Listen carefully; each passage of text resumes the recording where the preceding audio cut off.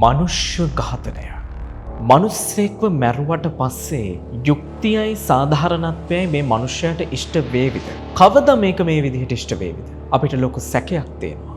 නමුත් මනුෂ්‍යෙක්ව ඝාතනය කළොත් කවදම හරි ඒ මරණයට යුක්තිය සාධාරණත්වයේ ඉෂ්ට වෙනවා කියලා නැවත වරක් ඔප්පු වෙච්ච අවස්ථාවක් ගැන අද අපි ඔබට මේ කියන්න යන්නේ. 2011 10 වෙනි මාසේ 10 වෙනිදා හෝ ඊට ආසන්න දිනයක ඇඹිලිපිටිය මුල්‍යගස්යාය ප්‍රදේශයේ සිදුවීමක් ගැන වාර්තා වෙනවා. ඇත්තටම එදා මොකද වුනේ? මේක ආදර කතාවක්. මේක ප්‍රේම සම්බන්ධතාවයක්. තරුණයෙක් ඉන්නවා. මේ තරුණයාගේ නම වීරසිංහ ආරච්චිලාගේ වර්ණ ධම්මික නයන කුමාර. ඇත්තටම මොහුට මොකක්ද වුනේ? ඇයි ඇත්තටම මොහුව මරන්නේ? මොකක්ද මේකට හේතුව? මේකට හේතුව වෙන්නේ ප්‍රේම සම්බන්ධතාවයක්. මොහු එක්තරා යුවතියක් සමග තරුණියක් සමග ප්‍රේම සම්බන්ධතාවය පටන් ගන්නවා. මේ ප්‍රේම සම්බන්ධතාවය පටන් ගන්නේ ඇඹිලිපිටිය මුල්‍යගස්යාය ප්‍රදේශයේ ඉන්න තරුණියක් එක්ක. මේ තරුණියගේ නිවසේ අය, පවුලේ අය විටින් විට අවස්ථා කිහිපයකම මේ තරුණයාට අවවාද කරනවා කරුණාකරලා මේ ප්‍රේම සම්බන්ධතාවය නවත්තන්න කියලා.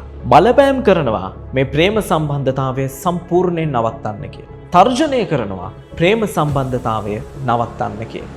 නමුත් ඔහු කිසිම වෙලාවක මේ තර්ජන ගර්ජන වලට බය වෙන්නේ නැතුව Tamanගේ ආදරය ඒ විදිහටම තියාගෙන ඇයට ප්‍රේම කරනවා. හරියටම 2011 ඔක්තෝබර් මාසේ 10 වෙනිදා හෝ ඊට ආසන්න දිනකදී මේ තරුණයා මේ සියල්ලන්ගේම තර්ජන ගර්ජන වලට බය වෙන්නේ නැතුව ඇඹිලිපිටිය මුල්‍යගස්යායේ මේ තරුණියගේ Taman ආදරය කරන පෙම්වතියගේ නිවසට එනවා.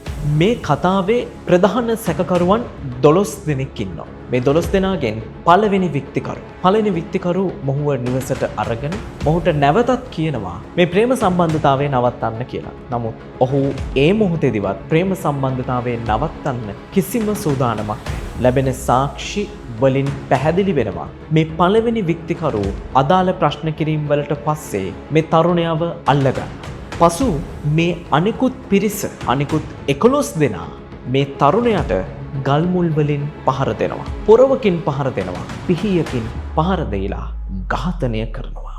මේ සිද්ධිය සිද්ධ වුණාට පස්සේ දිගින් දිගටම මේ සම්බන්ධයෙන් නඩු කටයුතු සිදු වුණා. මේ සම්බන්ධයෙන් තීරණ දෙන්න දීර්ඝ කාලයක් මේ මරණය සම්බන්ධයෙන් පරීක්ෂණ සිද්ධ වුණා. සියලු පරීක්ෂණ වලින් අනුතුරුව සියලු කරුණු සැලකිල්ලට ගනිමින් මේ වරදකරුවන් 12 දෙනාගෙන් මේ විත්තිකරුවන් 12 දෙනාගෙන් 10 දෙනෙකුට මරණ දඬුවම නියම වෙනවා. මෙයට එල්ලවෙච්ච චෝදනාව තමයි නීති විරෝධී සමාජයක නීති විරෝධී ජනරාශියක සමාජිකයෙක් වී ඒ වගේම මිනිසෙක් ඝාතනය කිරීම ඇතුළු අධිචෝදනා 3ක් යටතේ මේ 12 දෙනා පිට වැරැද්ද පටවනවා. ඊට පස්සේ මොකද වෙන්නේ?